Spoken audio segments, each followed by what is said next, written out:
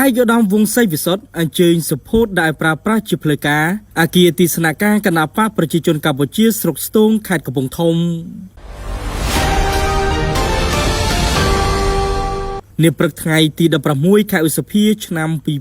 2026អាយដាមវងសីវិសុទ្ធសមាជិកគណៈអចិន្ត្រៃយ៍នៃគណៈកម្មាធិការកណ្ដាលគណៈបកប្រជាជនកម្ពុជានិងជាប្រធានក្រុមការងារគណៈបកចុះមូលដ្ឋានខេត្តកំពង់ធំបានអញ្ជើញជាអធិបតីក្នុងពិធីសុភូតដែលប្រើប្រាស់ជាផ្លូវការអគារទីស្នាក់ការគណៈបកប្រជាជនកម្ពុជាស្រុកស្ទងស្ថិតនៅភូមិទូទាឃុំទ្រាស្រុកស្ទងខេត្តកំពង់ធំដែលមានរចនាបថនិងក្បូរក្បាច់រចនាតាមបែបប្រពៃណីខ្មែរយ៉ាងប្រណិតអគារនេះចែកចេញជា3បន្ទប់ក្នុងនោះមានសាលប្រជុំធំមួយដែលអាចទទួលអ្នកចូលរួមបានប្រមាណជាង 1000 នាក់បន្ទប់ទទួលភ្ញៀវចំនួន1បន្ទប់និងបន្ទប់សម្រាប់មន្ត្រីគណៈបកបម្រើការងារប្រចាំថ្ងៃព្រមទាំងបំពាក់គ្រឿងបរិក្ខារទំនើបជាមួយនឹងការរៀបចំដាំដើមឈើនិងសួនលម្អផងដែរ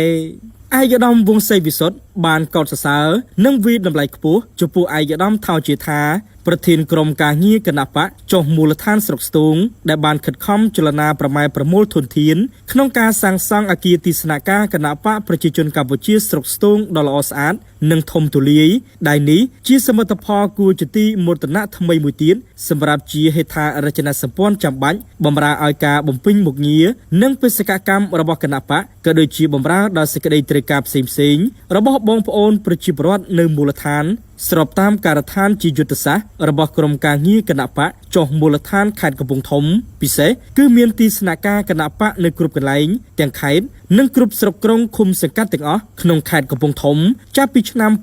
2027ទៅអាយដាមក៏បានផ្ដល់នៅមូលវិជ្ជាខ្ពស់ចំពោះក្រុមការងារដែលសម្រេចបាននៅសមិទ្ធផលជាច្រើនរួមទាំងការអភិវឌ្ឍវិស័យធារាសាស្ត្រនៅក្នុងខេត្តកំពង់ធំទាំងមូលដែលបានរួមចំណែកដល់ការអភិវឌ្ឍមូលដ្ឋានក្នុងគោលដៅបន្តដណ្ដើមការគាំទ្រពីប្រជាជននិងជាក្តីសង្ឃឹមរបស់គណៈបកសម្រាប់ការបោះឆ្នោតឆ្នាំ2027និងឆ្នាំ2028ខាងមុខនេះ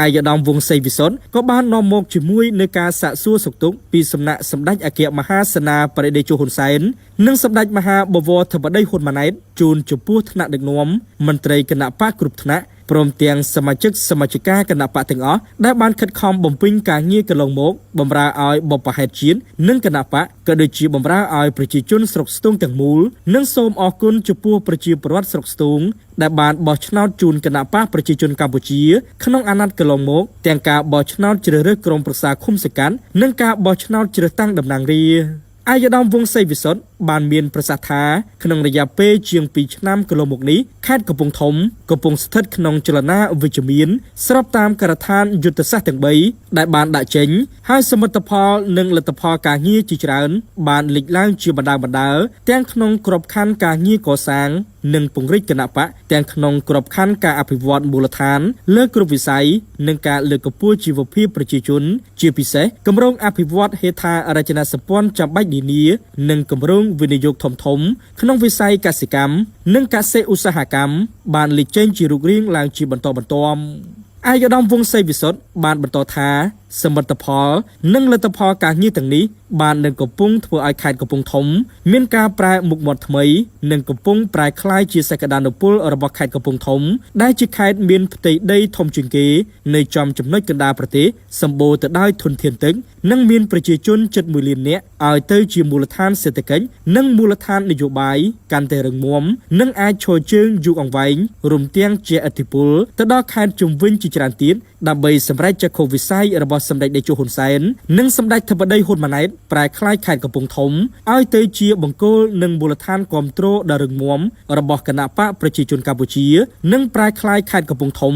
លែងជាខេត្តមួយដែលទៅហួសមកហួសទាំងវិស័យទេសចរវិនិយោគពាណិជ្ជកម្មនិងទាំងគម្រោងអភិវឌ្ឍអាយដាមវងសីវិសុទ្ធបានផ្ដល់ការណែនាំដល់ក្រុមការងារនិងមន្ត្រីគណៈបកគ្រប់រូប ត្រូវបន្តអនុវត្តយ៉ាងសកម្មបរិសកម្មនិងការទទួលខុសត្រូវខ្ពស់នៃការដ្ឋានយុទ្ធសាស្ត្រទាំង3ដែលត្រូវបន្តយកចិត្តទុកដាក់ដោះស្រាយបញ្ហាសេដ្ឋកិច្ចនិងជីវភាពរស់នៅប្រចាំថ្ងៃរបស់ប្រជាជនប្រាក់ចំណូលការងារការប្រកបអាជីវកម្មនិងមុខរបរផ្សេងៗពិសេសជំរុញការធ្វើពិពិធកម្មកសិករទំនើបការគ្រប់គ្រងដល់ការពង្រឹងមូលដ្ឋានសេដ្ឋកិច្ចនិងការលើកកម្ពស់សមត្ថភាពផលិតកម្មព្រមទាំងរៀបចំប្រព័ន្ធអេសកូថាមឲ្យបានល្អតាមរយៈការបន្តការប្រឹងប្រែងកសាងហេដ្ឋារចនាសម្ព័ន្ធរូបវន្តឲ្យបានកាន់តែច្រើននិងមានប្រសិទ្ធភាពក៏ដូចជាលើកកម្ពស់សមត្ថភាពជំនាញបច្ចេកទេសសមត្ថភាពផលិតកសាងបណ្ដាញទីផ្សារនិងកសាងការយល់ដឹងនិងបណ្ដុះសមត្ថភាពក្នុងការប្រើប្រាស់ឥណទានឲ្យមានប្រសិទ្ធភាពនិងចីរភាពទន្ទឹមនឹងនេះត្រូវយកចិត្តទុកដាក់លើការផ្តល់សេវាគ្រប់ប្រភេទប្រកបដោយគុណភាពនិងប្រសិទ្ធភាពដូចជាសេវាសន្តិសុខនិងសណ្ដាប់ធ្នាប់សេវាប្រជាពលរដ្ឋសេវាសង្គមអប់រំនិងសុខាភិបាលសេវាយុតិធធការដោះស្រាយទំនាស់ក្រៅប្រព័ន្ធតុលាការសេវាសុរិយោដីសេវាធុរកិច្ចដែលត្រូវជួយសម្របសម្រួលនិងគាំទ្រដល់អ្នកធ្វើអាជីវកម្មនិងសហគ្រិនព្រមទាំងការផ្តល់ឱកាសការសិក្សារៀនសូត្រការគាំពារសង្គមនិងកម្មវិធីជាតិជំនួយសង្គមជួយដល់គ្រួសារក្រីក្រគ្រួសារជួបទុក្ខលំបាកនិងជនចាស់ជរាអត់ទីពឹងព្រមទាំងគ្រួសារយុទ្ធជនពលីនិងយុទ្ធជនដែលកំពុងឈរជើងនៅជួរមុខដើម្បីធានាថាមិនឲ្យមាននរណាម្នាក់ដាច់បាយហូបឬអត់អង្គច្រកឆ្នាំងនោះឡើយបើយើងធ្វើកិច្ចការទាំងនេះបានល្អផ្ដល់សេវាល្អប្រជាជនមានជីវភាពធូរធារនិងគ្មានប្រជាជនណាខឹងយើងនោះទេអាយដាមវង្សសេវិសុទ្ធក៏បានណែនាំបន្ថែមលើការកសាងនិងពង្រឹងគណបកតាមរយៈការពង្រឹងការដឹកនាំនៅគ្រប់ថ្នាក់ចាប់ពីភូមិឃុំសង្កាត់ក្រុងស្រុករហូតដល់ខេត្តឲ្យបានយល់ដឹងអំពីគណបកឲ្យបានច្បាស់លាស់ស្គាល់គោលដៅឈរលើមាគ៌ាតែមួយនិងអនុវត្តតាមការចាត់តាំងឲ្យស្រុះគ្នាខិតខំកសាងហេដ្ឋារចនាសម្ព័ន្ធគណបកឲ្យបានរឹងមាំពង្រឹងពង្រីកនិងកសាងសមាជិកគណបកទាំងបរិមាណនិងគុណភាពស្របតាមគោលការណ៍សមាជិកគណបកមួយរូបគឺជាសម្លេងគាំទ្រគណបកមួយសន្លឹករៀបចំប្រព័ន្ធនិងពង្រឹងរបៀបរបបការងាររួមមានរបបចុះមូលដ្ឋានរបបប្រជុំរបបរាយការណ៍ទន្ទឹមនឹងការជំរុញការអនុវត្តរបបតាមដាននិងត្រួតពិនិត្យព្រមទាំងពង្រឹងសាមគ្គីភាពឯកភាពផ្ទៃក្នុងរឹងមាំអាយដាមវង្សសេវិសុទ្ធក៏បានជំរុញឲ្យមន្ត្រីគណៈបកគ្រប់រូបពង្រឹងភាពជាម្ចាស់លើបញ្ហាខិតខំធ្វើអំពើល្អអំពើត្រឹមត្រូវនិងធ្វើឲ្យដូចភ្លៀងរលឹមធ្វើឲ្យអស់លទ្ធភាពដោយភាពស្មោះត្រង់និងហ៊ានលះបង់ដើម្បីដណ្ដើមបេះដូងរបស់ប្រជាជនដណ្ដើមការស្រឡាញ់និងការទុកចិត្តពីប្រជាជនទន្ទឹមនឹងនេះត្រូវគិតអំពីសតិអារម្មណ៍កង្វល់និងសេចក្តីត្រូវការរបស់ប្រជាជនហើយត្រូវចេះដោះឲ្យចំបញ្ហាអាយដាមក៏បានផ្ដល់ការណែនាំដល់ក្រុមការងារតាមក្រុងស្រុកនីមួយៗត្រូវត្រៀមស្តុកទុកនឹងអង្ករនិងអំបិលទឹកត្រីទឹកស៊ីអ៊ីវសម្រាប់ចែកជូនដល់ប្រជាជនទីទាល់ក្រខ្លាំងនិងជនចាស់ជរាជាដើមព្រមទាំងត្រូវប្រកាន់យកនៅទស្សនៈធ្វើជាម្ចាស់លើបញ្ហាហើយធ្វើការជាក្រុមដើម្បីធ្វើការដោះស្រាយនិងសហការដោះស្រាយបញ្ហាទាំងនោះឲ្យមានប្រសិទ្ធភាពព្រមទាំងត្រូវបន្តខិតខំពង្រឹងនិងបង្កើនសមត្ថភាពជាប្រចាំបន្តធ្វើល្អអំពើត្រឹមត្រូវត្រូវចេះកែខ្លួនក្នុងពេលមានកំហុសនិងត្រូវប្រឹងឲ្យខ្លាំងជាងមុនជាដរាបដើម្បីចូលរួមទប់ស្កាត់រាល់អបាយកលទុច្ចរិតរួមចំណែកដល់ការអភិវឌ្ឍមូលដ្ឋាននិងការថែរក្សាសន្តិភាពនិងភាពសុខសាន្តជូនប្រជាជន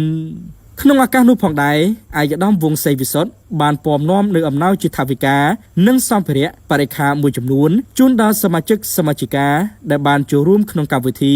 និងគណៈកម្មាធិការគណៈបកនៅមូលដ្ឋានផងដែរនាំមកជូនដោយហាងនៅសាលៀនមានលក់អគាររថយន្តគ្រប់ប្រភេទទំនាក់ទំនងលេខទូរស័ព្ទ088 99 72 168